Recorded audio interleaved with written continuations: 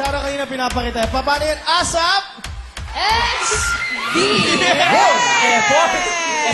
Isa ka talaga. Prepare. Every week may bago tayong ASAP XV. Yes, of course, we'd like to congratulate all the Kapamilya winners at the Gawat Tanglaw Awards, especially to ABS-CBN for winning the Best TV Station for 2009 at ang ASAP for Best Variety Show and John Lloyd Cruz as Best Actor and Luis Manzano as Best Supporting Actor.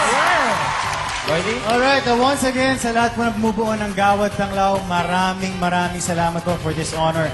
Talagang, I will cherish this for life. Thank you very much. Kagaya po ni Lloydie, maraming salamat po sa lahat ng bumubuo ng Gawad Tanglaw, especially sa aming Star Cinema family. Yep. Miss Malu, Direk Olive, Miss Tess, thank you so much. Lloydie at Mommy, thank you very much din. Maraming salamat. At bongga talaga mga nasa ASAP ngayon, mga kapamilya, dahil may dalang pasabog ang mga paborito niyong PBBX housemates. Yes!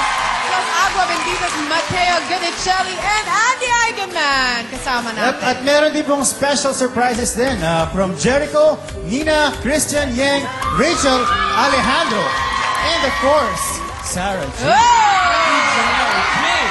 Plus, ang grand face-off, abangan niyo po yan, an all-star Magic Kapamilya tribute. At ang back-to-back birthdays of Gerald Anderson and Gretchen Barreto.